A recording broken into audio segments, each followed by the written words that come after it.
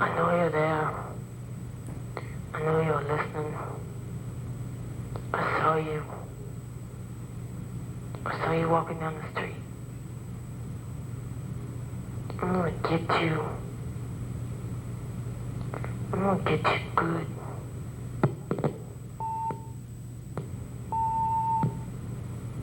Hey, baby. It's me again. I told you I'm gonna get you. I'm watching. I'm gonna sit back. I'll speak to you all along your way. There won't be any interruption in the flow of my words, and I defy you to listen to anyone else's. Since I've bound you to me and won't release you. And then I'll only free you if you love me. The cause of my thirst is the desire I have to burn up. I suffer, inhaling it like a lover's breath. Everything takes place in a fiery penumbra, its meaning subtly withdrawn. The earth lies prey to some incomprehensible wrong, something silent, fugitive, exasperating, exalting. As long as I know how pointless things are, I can stand it. To me, this world, the planet, the starry sky are just a grave. I don't know if I'm suffocating here, if I'm crying or becoming some kind of incomprehensible sun. Desire for a woman's body, for a tender, erotically naked woman. She's wearing perfume.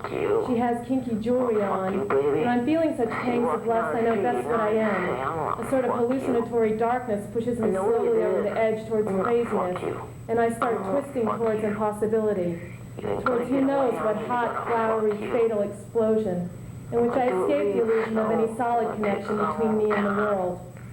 Mystical and erotic experience differ in that the former is totally successful.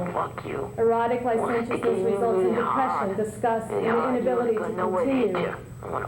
Unsatisfied sexual need, complete suffering. Eroticism is too heavy a burden for human strength. The torment of orgies is inseparable from the agony. You wake up under the table with the litter of the previous evening around you. This is a given for orgies, a condition without which they wouldn't exist.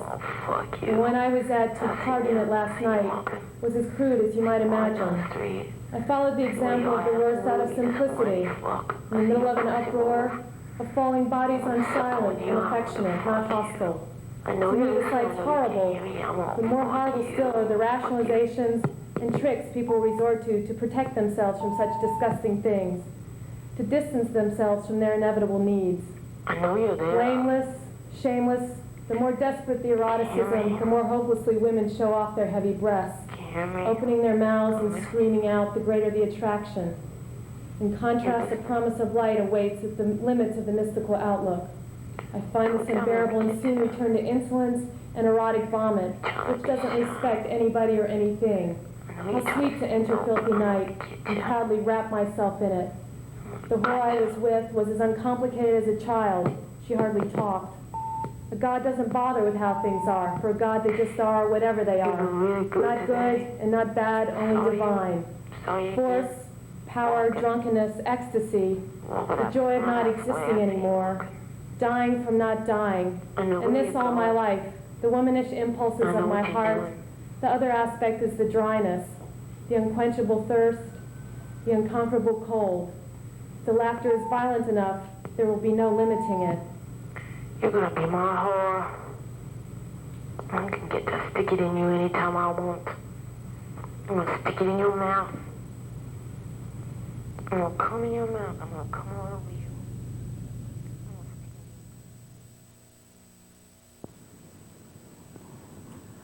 Whew. Well, that was Leslie Bryant. And that's why this is public television. You can do anything you want, you can say anything you want, as long as it's art. Jesse, that was for you. Leslie, what was that about? Well, I guess originally I based it on like fears I have, namely the image of that book. I mean, it's a frightening face to me. And yeah, I agree. so I usually read in bed, and this is like one book I had to throw out of the bed. I just couldn't have it. I couldn't even have the book in the room with me. So it was so frightening. Who was that? Who was the author? It's a book by Georges Bataille, and he wrote it, I guess, portions of it during the 40s in the light of war, and it's basically a book about war.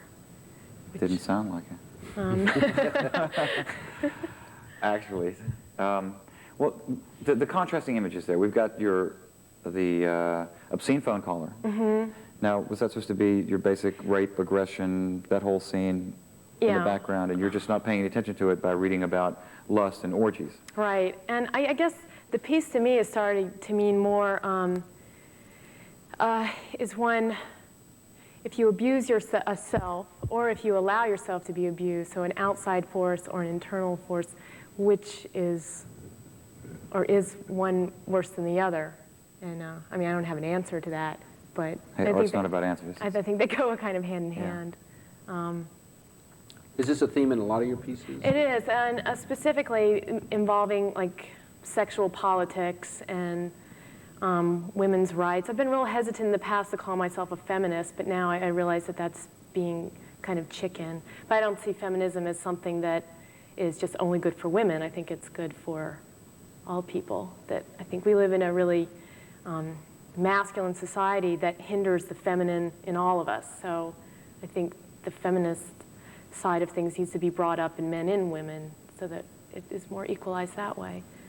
So a lot of the pieces I do, however, do focus on women and sort of victimization, but how to break out of that and not and assume control on your own, rather than waiting for something outside of you to make you better or whole. How long have you been doing this one? Is this sort of the set piece of your act? I did this piece first, let's see, last October at Barbecue Iguana. A friend of mine was producing a show, and it was sort of like an open forum. People did performance pieces, dancing, poetry. It was real kind of a free-for-all, and so it was. What was the crowd reaction when you first did it? They got really quiet and really silent, and it was my objective to make them nervous, and I think that worked. It sounds a little confrontational to be trying to like make the audience uncomfortable, because you do that too often, then they're not going to want to watch you the next time. But all in all, I think they got some sense of like this great fear or evil. And Well, I think it's more multi-layered than that. I think you hear, for one thing, that the voice on the tape is a feminine voice, even though it's lower, but it's a woman trying to sound like a man. I think you have an arresting physique, which again, as part of the whole piece, you start seeing man, woman, aggressor. You know, you are really combining a lot of things when you in this one piece. Yeah, a lot of it to me is like how are women to go out into the world and present themselves as they want. And it's always a confusing issue, like how much do I see myself to be an object, and how much is that projected onto me, and this is something that I wrestle with myself. What's the lipstick, the symbolism of the big lipstick wound? The lipstick to me is like an ultimately feminine thing. It's like one of the things you get to have in being a woman. I mean, and right. So to make it into a big mark, I kept thinking of like this huge like red hole, which can mean a wound, can mean the vagina, can mean just this big raw mouth just screaming, and then you end up with this sort of like this clown happy face. And to me it just was becoming this real like sort of sick image in the form of a defiance, sort of. How did you start doing this? I mean, performance art didn't seem something that you go to school for. Or... Well, I just finished art school, and while I was there at the Corcoran, I started getting more into performance art there. And while I was there also, I started dancing. A friend of mine started up a small company, and so he asked me to perform with him. And so that just kind of kept it going. Just the dancing, which is something I consider to be very different from performance art, although they can merge. So through that, I had an ability to be able to be on stage in that sort of arena and kind of gain some confidence. But why would you pick? I mean, why do you pick the material? How do you pick the material, and why do you pick the material? And where do you hope to go with it? I mean, what? Well, I pick the material just through things that I'm reading, and they usually come from a real personal thing. This particular piece, a friend of mine was harassed like this on the phone, and someone kept calling her, and he knew her name. It was a man, and he continued to call her, and finally it stopped.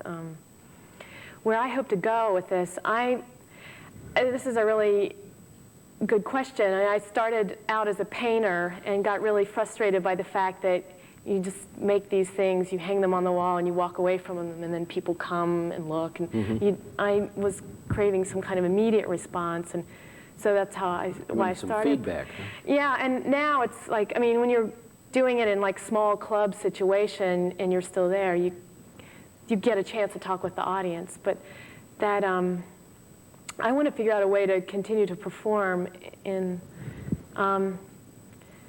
I don't know. It's Make great a commercial for a caller ID, wouldn't it? You know, AT&T. Yeah. We've had a performance artist. Oh yeah, on here 548-7729. And I've always wondered, you know, when you get into that line, what is the ultimate? I mean, you get a musician, Miles. You know, you want to hit the big time. But yeah, what is performance art? What is the goal? The ultimate You play in goal? those old subway holes in New York. right. Yeah, it doesn't. It's a very small audience, and until you get arrested. You get arrested, Ed, and we're talking Right. big time, big money. Do you like the 2 Live Crew thing? Yeah. And we were talking about that, and you have no idea who to. right. We'll skip it. So let's say we get out with the ever popular question, where are you going to be next?